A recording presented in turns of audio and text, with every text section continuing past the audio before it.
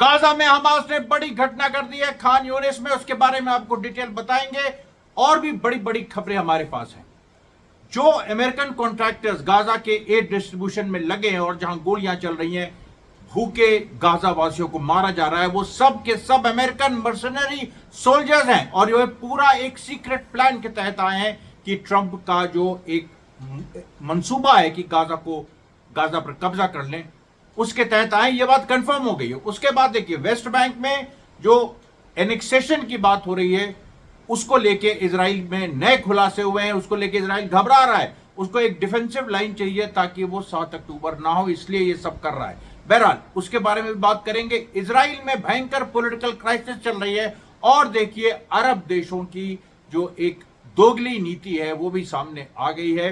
Israel ने नए आंकड़े पब्लिश किए हैं जिसमें यह साफ हो गया है कि अरब देश अभी भी इजराइल से हथियार खरीद रहे हैं। उसके साथ साथ इंटरनेशनल खबरें भी हैं। और सबसे पहले हम आते हैं जो हमास ने जो घटना की है, बड़ी घटना की है, जिसको लेके चर्चा भी है।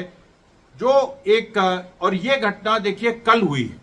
कल यानी आज है 4 जून 2025, 4/6/2025। कल 3/6/2025 को ये घटना हुई है शाम को। इसकी खबर अभी आई है, अभी कुछ घंटे पहले।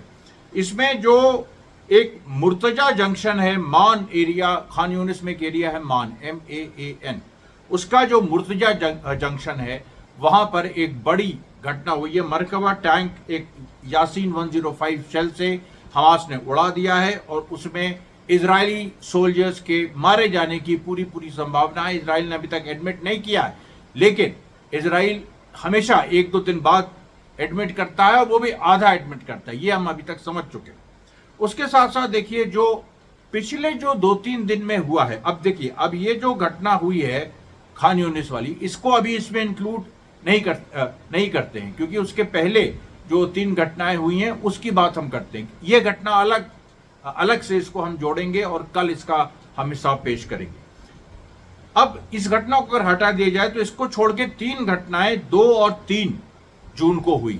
आज 4 जून, तो 2 और 3 जून, और ये घटना भी 3 जून को, लेकिन 2 और 3 जून को जो इजराइल ने जो एक्सेप्ट किए हैं उसके बारे में बात कर रहा हूं। 2 जून को जो हमास ने गाजा जबलिया में 3 IDF सैनिक मारे। अच्छा, उसका डिटेल भी आ गया, वो अभी मैं आपको उसकी चर्चा करूंगा। कैसे एक्सप्लोजिव डिवाइस फट गई और उसमें पूरी की पूरी इजरायली सेना जो जबलिया एरिया में ऑपरेट कर रही है, उसका एक पेनिट्रेशन, उसकी स्पीड रुक गई है। उसके बाद देखिए, जो 3/6/2025 को जो शुजैया में हुई थी, वो कंफर्म हो गया है, ड्रोन से मारा है। ये कल मैंने शायद उसमें आपसे इस बारे में कल के प्रसारण में बात नहीं हो पाई थी। आज ये, क्योंकि मैंने आपको लास्ट में कहा था कि शुजैया में कुछ घटना हुई है, अब वो घटना निकली कि ड्रोन से हमास ने एक इजरायली व्हीकल पे हमला किया जिसमें एक IDF सोल्जर मारा गया है।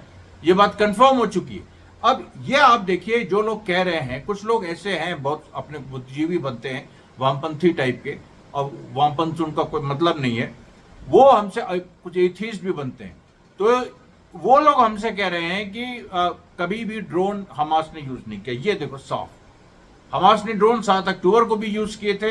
अभी जो उसने ड्रोन यूज किया है, ये सब इजरायली ड्रोन हैं जो हमास ने कब्जा किया। और वो याद करिए उस बात को जो मैंने पहले बताई है, आज से 2 दिन पहले, 3 दिन पहले, 4 दिन पहले हमास ने कई ईवॉक्स ड्रोन्स इजराइल के कब्जे में लिए हैं। अब देखिए उनका कमाल, उन्हीं ड्रोन्स को आर्म करके, पेलोड उनमें बकायदा, मतलब बारूद और मतलब एक्सप्लोजिव्स उसमें लाद के, और इजरायली सोल्जर्स को मारा है, एक व्हीकल को डिस्ट्रॉय किया। इसकी भी देखिए डिटेल आएगी। जैसे जबलिया घटना की आज डिटेल आई है, अब शुजैया घटना की भी डिटेल आएगी।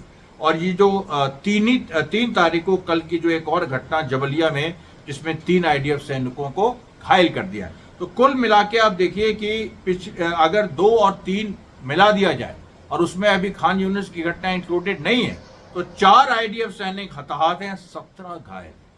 4 IDF सैनिक हताहत हैं, 17 घायल हैं। मैं चैलेंज करता हूं, जो भी इस तरीके से बात कर रहा है, बदतमीजी की बात कर रहा है, जो चैलेंज करने, जो ये कहने की कोशिश कर रहा है कि हमास अभी मार नहीं पा रहा है, अभी ये कर रहा है, अभी वो कर रहे हैं, यार तुम लोग किस दुनिया में रह रहे हो? कुछ तो मतलब रियलिटी का सेंस होना चाहिए ना। जो ग्राउंड पे हो रहा है। और इसी तरीके, अच्छा ये बात भारत के तो जो सड़े हुए बुद्धिजीवी है उनका तो भाई, ये बात आप सोचिए कि फिलिस्तीन में भी, वहां पर भी, गाजा में, अब जैसे एक बहस वहां, एक जो इस तरह के आराम तलब इंटेलेक्चुअल्स हैं, उन्होंने एक बहस शुरू कर दी कि गाजा में अब हमास से नहीं संभल रहा, हमास अब हमास को अपने हथियार पैलेस्टीनियन अथॉरिटी को दे देना चाहिए, जो महमूद अब्बास खुद मान रहे हैं। महमूद अब्बास वो आदमी है जो लेबनान में फिलिस्तीनी जो फैक्शंस हैं, जिनमें खुद उसके भी लोग हैं, उनको डिसआर्म नहीं कर पाया। अभी लेबनान गया था, वहां से पिट के आया है, और लेबनान ने अल्टीमेटली ईरान की लाइन मानी, हिजबुल्लाह की लाइन मानी। उसके बारे में मैंने आपको कल बताया था। महमूद अब्बास को जूता पड़ा है, वहां जूता पड़ा है, वो यहां भागा आया है, और उसकी कोई वक़्त नहीं रह गई, जीरो। और उसको लोग कह रहे हैं, लोग किस दुनिया में रहते हैं, मतलब भारत में भी ऐसे में क्या उनको शब्द यूज करो, फिलिस्तीन में भी ऐसे ही। खैर, हम लोग जबलिया घटना की डिटेल चीड़-फाड़ करते हैं क्योंकि उसके बारे में इंफॉर्मेशन आ गई। अब देखिए हुआ क्या जबलिया में, और ये घटना मैं फिर से आपको याद दिला दूं, 2 तारीख की है, जिसमें 3 आईडीएफ सैनिक मारे गए, और जिसमें हमवी एक जीप में 3 आईडीएफ सैनिक जा रहे थे, एक फायर ब्रिगेड को लेके, एक और नेमेर जीप जो इजराइल की उसने आग पकड़ ली थी, उसमें आग बुझवाने। अब उसमें चक्कर क्या है, जो पूरा आईडीएफ का इन्वेस्टिगेशन आया है कि आईडीएफ ने ये वार्न किया था कि दिन में इस तरीके से इजरायली सोल्जर्स नहीं निकले, क्योंकि दिन में हमास जबलिया में हावी रहता है। अब ये उन लोगों का एक और जवाब है, जबलिया में हमास हावी रहता है, दिन में मत निकलो, ये आईडीएफ कह रहा है, ये मैं नहीं कह रहा हूं, ये आईडीएफ कह रहा है। उसके साथ देखिए, उसके फिर क्या हुआ, फिर सबसे पहले जो डिप्टी कमांडर है वहां का, उसने कहा नहीं, एक व्हीकल जल रही है, नामेर व्हीकल, उस पर आग बुझानी जरूरी है, फायर ब्रिगेड को जाना जरूरी है, तो उनके साथ सोल्जर्स नहीं जाएंगे तो फिर तो कोई मतलब नहीं। रिजर्व सोल्जर्स ने जाने से मना कर दिया। सबसे पहले उनको कहा गया, उन्होंने मना कर दिया, they basically refused an army command. और ये बहुत बड़े लेवल पे हो रहा है इजराइल में, मतलब इजरायली सेना में, आईडीएफ में, जो गाजा के अंदर घुसी है, इसीलिए 60,000 सोल्जर्स वहां पर अपंग बने हुए। तो रिजर्व सोल्जर्स ने मना कर दिया, उसके बाद और भी सोल्जर्स ने मना किया, फिर गिवाती ब्रिगेड को अप्रोच किया गया, गिवाती एलीट ब्रिगेड, और गिवाती ब्रिगेड के बड़ी मुश्किल से, अच्छा गिवाती ब्रिगेड के सोल्जर्स भी नहीं तैयार हो, फिर ऑर्डर दिया गया कि अगर ये नहीं मानोगे तो कोर्ट मार्शल होगा। फिर 3 सोल्जर्स तैयार किए गए, उसके बाद वो फायर ब्रिगेड को लेकर निकले। नामेर जीप हमने आपको पहले ही बताया, हमास ने पहले मारी थी, वो जल रही थी धू धू करके। दिन में ये लोग निकले और उसी में एक्सप्लोजन हो गया। और एक्सप्लोजन जो हुआ है उसके बारे में इतनी जबरदस्त बात मैं आपको बताने जा रहा हूं कि मतलब हम खुद अचरज में हैं कि क्या ये काम किया है। दरअसल ये सब जो जबलिया में, ये सब जो कुछ मेकशिफ्ट रोड्स इजराइल ने बनाई, लेकिन वो रोड्स पुरानी रोड्स के ऊपर है। और ये अब इजराइल क्या समझ रहा है, इजराइल ने ये समझा कि जो हम 18 मार्च को हमने हमला किया, उसके बाद हमने कुछ रोड्स बनाई, फिर हमने ग्राउंड इन्वेजन शुरू किया, ठीक है। अब 19 जनवरी और 18 मार्च के बीच जो हमास ने काम कर दिया, जो हमास ने एक्सप्लोजिव्स लगा दिए, वो पुरानी रोड्स पे थे। लेकिन ये बताओ, पुरानी रोड्स के ऊपर तुमने नई रोड्स बनाई, पुरानी रोड्स तो है ना नीचे। और उसकी जब ये घटना घट गई, इजरायली फौज ने वहां पर एक मिशन लॉन्च किया कि माइंस को हम किस तरीके से देखें, और कि वहां कितने एक्सप्लोजिव थे। 20 एक्सप्लोजिव निकले पुरानी रूट, 20। और उसके बाद भी ये लोग ये कह रहे हैं कि हम लोगों को अंदेशा नहीं है, कितनी ऐसी रोड्स पुरानी जो कि नए रोड्स के नीचे बनी है, उनमें क्या क्या है हमको नहीं पता। और यही बात आप देखिए, नई टनल्स के अंदर पुरानी टनल्स, जहां पर वो इजरायलियों को फंसा रहे हैं, पुरानी टनल्स के अंदर नई टनल्स, जहां इजरायलियों को फंसा रहे हैं, नई सड़कों के नीचे पुरानी सड़कें। अब आप बताओ ये क्या लड़ाई है। इस लड़ाई को कोई समझ सकता है जिसने तिलिस्मे हुशरुबा ना पढ़ा, क्या वो समझ सकता है? जिसने अमीर हमजा की जो दास्तान अमीर हमजा है वो नहीं, उसके बारे में नहीं जानता, उसके जो एक Persian Urdu literature, Islamic literature का जो एक बहुत बड़ा हिस्सा रहा है, जिसमें पेचदार और घुमावदार और जो आपको भूल भुलैया में दिखाई पड़ता है लखनऊ के आर्किटेक्चर में, वो जो उसमें जो एक पहलू है कि गुफा के अंदर गुफा, उसके अंदर इसके, और ये चीज लोग सोचते थे कि किंवदंती हो गई। जो देखिए इस तरह की सेना है, जैसे भारत पाकिस्तान की सेना, मैं खुल के कहता हूं, ये अभी भी अंग्रेजों के दौर में जी रही है। इनको अभी ये अभी तक वहां तक पहुंची नहीं है। पाकिस्तान इस्लामिक मुल्क भले ही हो, लेकिन वो अभी कुरान के हिसाब से, कुरान के जो गूढ़ रहस्य हैं, जो कुरान में जो मिस्ट्रीज हैं, उनके आधार पे मॉडर्न रणनीति आज की 21st सेंचुरी में बनाए, ये उसके बस की बात नहीं है पाकिस्तान में। और इंडियन मिलिट्री तो खैर अभी वहां तक पहुंची ही नहीं। तो इसलिए देखिए दुनिया जो है एक तरफ हाईटेक हो रही है जहां पर भारत पाकिस्तान दोनों कमजोर पड़ जाते हैं, और दूसरी तरफ जो रेजिस्टेंस फोर्सेस हैं वो और ज्यादा जो पुराने कॉन्सेप्ट हैं उनको रिवाइव कर रही है नए सिरे से, और उनको टेक्नोलॉजी से मिला रही है। ये दो ट्रेंड्स चल रहे हैं, और इन दोनों ट्रेंड से भारत पाकिस्तान दोनों गायब है। अब आप बताइए, अब यही मैं बात अकेले मैं इस बात को कह रहा हूं, और मैं साउथ एशिया में ये कहता रहूंगा। यही सच्चाई है। कोई आप देख लीजिए, यही सच्चाई है। क्योंकि आज डीवी लाइफ में भी बहस हुई जिसमें मैंने कहा, लोगों ने हमसे पूछा, मतलब उनकी जो एंकर है वो बड़ी रिस्पेक्टेड एंकर है बुशरा खानूम, तो उन्होंने हमसे पूछा कि भाई ये जो क्या हो रहा है। तो हमने यही कहा कि पूरा विश्व दो धड़ों में बट गया है। एक तरफ अमेरिका है, एक तरफ मतलब अमेरिका और इजराइल है, एक तरफ ईरान, रशिया, चाइना है, और यही दबाव पड़ रहा है भारत पे, यही दबाव पड़ रहा है कि एक साइड चुनो। अमेरिका के कॉमर्स सेक्रेटरी ने कह दिया भारत से कि एक साइड चुनो। रशिया के फॉरेन मिनिस्टर ने परसों कहा, लावरोव ने, कि भारत को, मतलब एक दूसरी तरह से, कि भारत पे प्रेशर पड़ रहा है कि वो रशिया और चाइना के साथ छोड़े, और ये जो लड़ाई है भारत पाकिस्तान में, ये वेस्ट ने करवाई है। ये लावरोव ने कहा, जो पहले भी हम आपसे बोल चुके हैं, ये भारत पाकिस्तान की लड़ाई वेस्ट ने करवाई है। ये और पहलगाम घटना में भी कोई एक अमेरिकन इजरायली हाथ हो, इससे इनकार नहीं किया जा सकता है। 26/11 में हम देख चुके हैं अमेरिकन हैंड। आज भी उस आदमी को डेविड हेडली है, जो मेन है, उसको, जो मेन उसका अभियुक्त है, उसको भारत नहीं ला पाया क्योंकि वो अमेरिकन है, वो CIA एजेंट था। उसका रोल सबसे बड़ा था 26/11 में। बताइए आप, खुल के ये पूरी बात हो रही। हेमंत करकरे हमारे मारे गए, कोई उसको अभी तक प्रोसिक्यूट इंडिया नहीं किया, अभी अमेरिका में बैठा है वो। तो इसलिए देखिए, डेविड कोलमैन हेडली, उसका और कोई नाम था, उसको कहा गया कि ये मुस्लिम था, मुस्लिम बन गया था वो कुछ नहीं, वो वाइट है, उसको बाहर निकालो, उसको सजा मिलनी चाहिए भारत में 26/11 के। तो ये जो देखिए पूरी बात है, ये बहुत महत्वपूर्ण चीज है। देखिए मैं कहां से, हमास से मैंने पूरा भारत पाकिस्तान सिनेरियो को मैंने आपके सामने अभी जोड़ा है। अब ये जो पूरी बात हुई, जो गिवाती ब्रिगेड जो वहां पर फंस गई हैं, अब फ्रेश इंस्ट्रक्शन इजराइल ने इशू किए हैं। दिन में कोई मुझे हंसी आ रही, कोई सेना को ये कहे कि दिन में मत निकलो, मतलब जैसे अपराध, जैसे कुछ शहरों में होता है, कि मतलब जब वहां अपराध बढ़ जाता है तो फिर ये हो जाता है कि रात को मत निकलो, दिन में निकलो। यहां ये हो रहा है दिन में मत निकलो, रात में निकलो, क्योंकि दिन में 90% अटैक्स हमास के दिन में होते हैं। हमास इतना चालाक है, 90% अटैक्स तुमने बोल दिया ना कि दिन में होते हैं, अब वो 90% रात में करेगा, तय है ये बात। और हमास के पास ऐसी चीजें हैं कि ये 60,000 70,000 इजरायली सेना बेमानी हो गई, यूजलेस हो गई है। It doesn't mean a thing, क्योंकि आप कभी भी उसमें घुस के उसको भाई आप 4 सुसाइड बॉम्बर्स भेज दे, वो वहां पर वो सेना घुटने टेक देगी। जो सेना ऑर्डर नहीं मान रही, और मैं इसलिए इस पे इतना जोर दे रहा हूं और इसको इतना विस्तार में आपसे बता रहा हूं, जो सेना ऑर्डर नहीं मान रही है, रिजर्व सोल्जर्स कह रहे हैं हम जाएंगे ही नहीं, और 3 सोल्जर्स जो गए वो मारे गए, तो क्या इंप्रेशन जाएगा बाकी सोल्जर्स पे कि देखो हम कह रहे थे हम नहीं जाएंगे। वो ऑर्डर मानेंगे? जबलिया में पूरा ऑफेंसिव रुक गया है।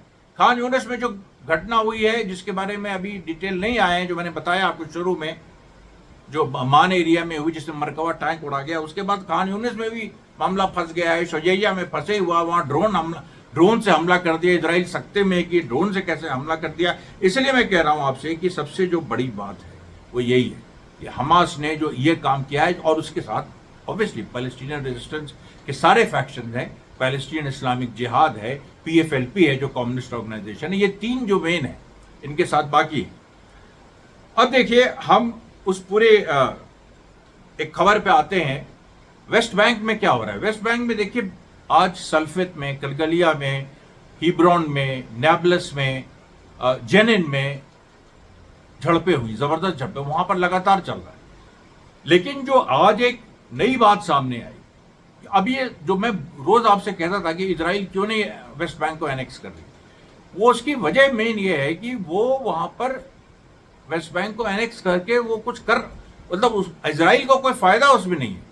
वो क्या चाहती है कि जो 6 लाख वहां जूइश सेटलर्स हैं, इलीगल बाय इंटरनेशनल स्टैंडर्ड्स, उन इलीगल सेटलर्स को पे 7 अक्टूबर ना हो जाए, इसके लिए वो एक डिफेंसिव रिंग बना रही है, यानी सारे इजरायली सेटलमेंट्स को लिंक कर रही है, एक दूसरे से जुड़े रहें और उनके सामने एक डिफेंसिव रिंग बना दो ताकि उधर से हमला ना हो गाजा की तरफ से। अच्छा, गाजा की तरफ से हमला नहीं होगा, और जो बाकी 30 लाख फिलिस्तीनी हैं, जो अगर तुम्हें एक लाइन बना दोगे, 6 लाख जो जूइश सेटलर्स हैं उनको जोड़ दोगे सबको, चाहे ऐसे ऐसे ऐसे किसी भी तरह से करके डिमोलिश, ये लोग इसीलिए शायद डिमोलिश कर रहे थे फिलिस्तीनी घर, ताकि जो उनके रास्ते में आ रहे हैं उस लाइन के उसको उनको हम हटा दें। लेकिन उनके पीछे तो फिर 30 लाख फिलिस्तीनी तो पीछे है ना, उनको क्या करोगे तुम? वहां से हमला कर दिया तो, दोनों जगह से कर दिया तो ये 6 लाख जूइश सेटलर्स कहां जाएंगे? इनको तुम IDF की जो फोर्स है जो 60,000 गाजा में नहीं बढ़ पा रही, वो वेस्ट बैंक में क्या उखाड़ लेगी? ये सवाल तो है ना, ये सवाल को से कोई बच सकता है? कोई बताओ मुझे। ये देखिए पूरी सच्चाई। अच्छा, अब एक और जो बात सामने आई है, जो मैंने आपको बताया कि जो अमेरिकन सोल्जर्स हैं, वो देखिए ज्यादातर सब अमेरिकन मर्सिनरीज हैं, और ये ऐसे मर्सिनरीज हैं जो जगह जगह जाके लड़ चुके हैं। कुछ लोग तो सर्बिया, मतलब सोचिए सर्बिया, यूगोस्लाविया में जो 1990s में क्राइसिस हुई थी, बोस्निया में जो मुस्लिम्स का मसाकर हुआ था, उसमें कुछ लोग थे, और उस लड़ाई में अमेरिका और नेटो ने बोस्निया का साथ दिया, बमबारी भी की थी, और सर्बियन जो लीडर जिसने नरसंहार वहां किया था, ये मिलोसेविच, उसको वो अरेस्ट भी हुआ था, इंटरनेशनल क्रिमिनल कोर्ट ने उसको अरेस्ट भी करवाया था, ट्रायल भी हुआ, सेंटेंसिंग भी हुई। तब भी वो अमेरिकन सोल्जर्स अभी जो गाजा में काम कर रहे हैं वो हैं जो मिलोसेविच की तरफ से लड़े, इस तरह के खूंखार लोग, और उनको इसीलिए भेजा गया है कि यहां कत्लेआम करें। लेकिन तुम यहां कत्लेआम करने की तुम्हारी औकात है? तुम गाजा की जनता को मार सकते हो, तुम उनको गोली चला सकते हो, वो भी केवल वो जो आ रहे हैं तुम्हारे एड सेंटर, सब लोग नहीं आ रहे हैं, बहुत बड़ा हिस्सा नहीं आ रहे। तुम कुछ कत्लेआम जो तुम सोच रहे थे कि हम कम से कम 5 से 6 हजार गाजा के लोगों को एड के नाम पे मार देंगे, वो तुम नहीं कर पाए। बमुश्किल 102 फिलिस्तीनी शहीद हुए हैं, बाकी लोग नहीं। तो ये भी तुम्हारा प्लान फेल हो गया। उसके बाद आप बताइए, इजराइल एक बहुत बड़ी पॉलिटिकल क्राइसिस में है, और पॉलिटिकल क्राइसिस ये है कि वो जो इजराइल की पार्लियामेंट जो नेसेट है, उसमें जो लॉ आ रहा है कि जो हरेदी यूथ्स हैं जो IDF में सर्व नहीं करना चाहते एज पर देयर रिलीजन, यानी जो जूइश रिलीजन है उसके हिसाब से, वो जायनिस्ट उस तरह से नहीं है, वो हरेदीज हैं, तो उनको वो अपने को प्रिविलेज मानते हैं, सबसे ऊपर मानते हैं। वो कहते हैं कि हमको तो अलाउड ही नहीं है कि हम आर्मी सर्विस करें या कोई भी सर्विस करें। उनके कंपल्सरी कंस्क्रिप्शन का लॉ आ रहा है, और एडेलस्टाइन नाम का एक जो नेसेट का जो एक कमिटी है जो इस लॉ को ला रही है, वो एडेलस्टाइन इस लॉ को ला रहा है। अब इसको लेके नेतन्याहू फंस गया, क्योंकि उसका सपोर्ट बेस हैरेदी है, उसका सपोर्ट बेस राइट विंग है, और कई हैरेदी पार्टीज, मैंने आपको बताया था 120 लोगों की इजरायली पार्लियामेंट है, उसमें इसके पास केवल 64 है, बहुत ही थिन मेजोरिटी है, और उसमें 7 कम से कम हैरेदी पार्टीज के। उन लोग ने अगर अपना समर्थन हटा लिया तो नेतन्याहू का क्या रह जाएगा? और बड़े डिटेल में वो पूरी खबर आई है, एक उसका अभी उसके बारे में बात करने लगेंगे तो फिर ये तो 40-50 मिनट का वीडियो हो जाएगा। लेकिन मैं बता रहा हूं आपसे कि जो क्राइसिस है वो अब नेतन्याहू कहां फंसा। अच्छा, जो रिजर्व सोल्जर्स हैं जो हरेदी नहीं है, क्योंकि हरेदी करीब पॉपुलेशन के 15% है इजरायली पॉपुलेशन, अब जो हरेदी नहीं है, जो रेगुलर रिजर्व सोल्जर्स है, जिनमें अलग अलग जगह से जूस को बुला के जो पिछले 30-40 सालों में बसाया गया है इजराइल में, इथोपिया से, अफ्रीका से, यूरोप से, एशिया से, सब जगह से। भारत के 5,000 मणिपुरी वहां पर पहुंचे हुए हैं जो अपने को जू कह रहे हैं। तो वो जो रिजर्व सोल्जर्स हैं वो ये एल्डेस्टीन को सपोर्ट कर रहे हैं। वो कह रहे हैं कि क्यों नहीं ऐसा लॉ आना चाहिए, हरीदी क्यों एक्सेम्प्ट रहे, हम ही लोग मरे, वो ये कह रहे हैं। उसके बाद हरीदी कह रहे हैं नहीं हम तो एग्जेम्प्ट रहेंगे।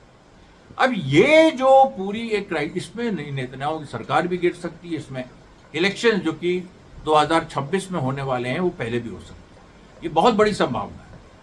कोई ना कोई नेतन्याहू डील करने की कोशिश करेगा, हो सकता है सफल भी हो जाए, हो सकता है सफल ना भी हो, लेकिन ये क्राइसिस जो है ये खत्म नहीं होगी। अगर टेम्पररी इसको नेतन्याहू आगे भी कर दे, टाल दे, तब भी ये क्राइसिस दूर होने वाली नहीं है। उसके बाद देखिए और बड़ी खबर सीरिया को लेके आई कि जो शिन बेत के नए चीफ जो डेविड जिन्नी, जिनका वो मैंने बताया था सारा नेतन्याहू वाला एंगल, और उसके बाद वो वहां मतलब उनको जबरदस्ती शिन बेत का चीफ बनाया गया है। अब वो एक सीक्रेट टूर उन्होंने दमिश्क का किया सीरिया, और उसमें आप सोचिए सीरिया को लेके इजराइल इतना नर्वस है। मैंने कल आपको बताया था, अच्छा हाँ ये बात शायद मैंने बताई नहीं थी आपको, जो नया एक सीरिया में नई घटना हुई कल, उसके बाद आज सुबह उसकी खबर है। अरे सीरिया में क्या हुआ कि एक नया ग्रुप बन गया है, मोहम्मद दैफ ब्रिगेड, और उसने जो इजरायली फोर्सेज हैं गोलन हाइट्स में, कुनैत्रा में सीरिया के अंदर नहीं, गोलन हाइट्स में, वहां उसने सीरिया के अंदर से, अभी तक इजराइल को लोकेशन नहीं पता, सीरिया के अंदर से उसने रॉकेट दागे जो इजराइल के कब्जे में गोलन हाइट है, सीरिया का हिस्सा, 1967 से वहां गिरे। इजरायली सेना यहां उनके पीछे गिरे, और वो लोग शॉक में हैं कि ये क्या हो गया। अब इसको लेके डेविड जिन्नी दमिश्क गए हैं, और सीक्रेट टूर था जो कि लीक हो गया। और आप बताइए लीक किसने किया? लीक इन्हीं के विरोध, जो रोनेन बार जो शिन बेत के चीफ थे। अभी यही नहीं समझ में आ रहा है कि रोनेन बार अभी हैं कि डेविड जिन्नी ऑपरेट तो कर रहे हैं, लेकिन सुप्रीम कोर्ट ने तो कहा है कि रोनेन बार को आप हटा नहीं सकते, वो पूरा मामला अभी फंसा हुआ है। नेतन्याहू के खिलाफ जो केसेस चल रहे हैं उसमें कल फिर सुनवाई हुई, जिसमें नेतन्याहू को कोर्ट में अपेयर होना पड़ा। बीमार वो अलग है। ये सारी देखिए सिचुएशन इस तरफ जारी है कि बिल्कुल एक जो ताश का महल, या उसको ताश का महल ना भी कहिए, बारूद का महल कह दीजिए, चलिए ताश का महल नहीं, बारूद का महल, बहुत भयंकर बारूद का बड़ा मजबूत महल इजराइल ने बनाया था, वो तो ढह रहा है। उसका क्या होगा? वो तो 2 कौड़ी का नहीं रह गया। अच्छा अब आगे बढ़ते। लेबनान में भी इजराइल फंस गया। वो मैंने आपको थोड़ा सा इंडिकेशन दिया था महमूद अब्बास वाली बात, और लेबनान में कैसे हिजबुल्लाह के पक्ष में हवा बदलने लगी है। उसके बाद आप देखिए कि ईरान, अब ईरान में जो एक बड़े बड़े डेवलपमेंट्स हो रहे हैं, स्पेशली जो उनकी आत्मनिर्भरता जो वेपन्स पे है, जो मैंने कल बताया था एरोस्पेस में, उसके साथ साथ जो इमाम खुमैनी साहब की जो 36 डेथ एनिवर्सरी कल मनाई गई, उसको लेके जो बहुत बड़ा एक आयोजन ईरान में भी हुआ, कई देशों में हुआ, वो भी देखिए बड़ा महत्वपूर्ण है। और इसके और जो खमैनी साहब हैं, उन्होंने बयान दिया कि हम लोग इमाम खुमैनी साहब की लेगेसी के खिलाफ चले जाएंगे अगर हमने अमेरिका के साथ कोई डील कर ली, इस बात पे कि ईरान यूरेनियम एनरिच नहीं कर सकता, यानी ईरान न्यूक्लियर वेपन बना नहीं सकता। अगर हमने ये डील कर ली तो इमाम खुमैनी के हम वारिस नहीं है, ये खमैनी साहब ने कहा। अब इसके बाद क्लियर हो गया और अमेरिका झुक रहा है। अमेरिका 2-3 और बयान देगा कि बड़े वो एग्रेसिव टाइप के जिनसे ट्रम्प देता है, लेकिन उससे क्या फायदा होगा? ईरान की पोजीशन क्लियर है इस मामले, समझौता करना है तो हमारी शर्तों पे करो, खत्म बात। और देखिए, और अरब मुल्कों के बारे में जो लेटेस्ट जो आंकड़े रिलीज हुए हैं वो इजराइल की तरफ से। इजराइल ने कहा है कि यूरोप के बहुत सारे देश अब हमारे हथियार नहीं खरीद रहे हैं, या उन्होंने पास कर दिया है एम्बार्गो, जैसे स्पेन ने कर दिया है, आयरलैंड ने कर दिया है, उन लोगों ने इस तरह की बातें की। इंग्लैंड कभी भी कर सकता है, क्योंकि इंग्लैंड में एक बड़ा आंदोलन चल रहा है। आप सोचिए, एक मैं आपको उसका एग्जाम्पल देता हूँ। इंग्लैंड में अभी परसों नर्सों की बात, ये परसों की बात है, यानी आज 4 है तो 2 जून की, जब इंग्लैंड के लोग बाकायदा वो अपने जो उनका जो पार्लियामेंट है उसके आसपास वो लोग खड़े हो गए। उन्होंने गाजा में जितने बच्चे मारे गए सबके नाम पढ़े और 18 घंटे ये प्रक्रिया चली, 18 घंटे। अब और उसके बाद जेरेमी कॉर्बिन जो कि लेबर एमपी है, लेबर की सरकार है वहां, जो प्रो इजराइल रही है, लेकिन अभी इस गाजा नरसंहार पे दूसरी आवाज में बात कर रही है। तो उसने जो है ये जेरेमी कॉर्बिन, उन्होंने कहा हम बिल लाएंगे जिसमें ब्रिटेन का जो रोल इस नरसंहार में रहा है उसको हम एक्सपोज करेंगे। उसके बाद एक थिन रेड लाइन बनाई गई है, यानी एक लाल कपड़े से पूरे पार्लियामेंट को इसको घेरा गया है। फ्रांस में देखिए, फ्रांस ने जब इजराइल से बकझक हुई, फ्रांस ने कहा था हम फिलिस्तीनी राज 17 जून को हम डिक्लेयर कर लेंगे। फ्रांस कह रहा है कि नहीं, हम उस पर बात करेंगे और 2 स्टेट सोल्यूशन पे बात करेंगे। लेकिन उसमें मैक्रोन अभी भी अड़ा हुआ है कि फिलिस्तीनी राज को हम डिक्लेयर करेंगे, और उसके जो एक डेलीगेशन फ्रांस का इजराइल गया वो दूसरी भाषा में बात कर रहा है। ये सब देखिए कंफ्यूजन है, जो कि अल्टीमेटली रेजिस्टेंस के एक्सेस ऑफ रेजिस्टेंस के, केवल हमास नहीं बल्कि ईरान से लेके हिजबुल्लाह से लेके हमास, यमन, और यमन ने भी देखिए आज नया बयान दिया। उन्होंने कहा कि अभी तक जो हम कर रहे थे वो तो केवल टेस्ट था, केवल टेस्ट था। वो हम तो टेस्ट कर रहे थे कि हमारी मिसाइल्स कहां तक पहुंच सकती है। अब जो हम करेंगे वो एक अलग होगा। याद रखिए, यमन ने जो कहा है वो किया। अमेरिका को उसने कहा था कि अमेरिका को हराएगा रेड सी में, उसने हरा दिया। इजराइल की तो हिम्मत ही नहीं उससे लड़ने की। ये देखिए जो पूरी सिचुएशन है, ये आज की जो खबरें हैं और आज का जो प्रसारण है, ये देखिए आपके बीच मैं लाया हूं। कल मैं फिर आपके बीच हाजिर होऊंगा कुछ नए तकनीक के साथ। कल ही नहीं हो जाएगा, 2-3 दिन में देखिए कुछ नई चीजें मैं जरूर करूंगा। तब तक के लिए धन्यवाद साथियों, बहुत बहुत धन्यवाद।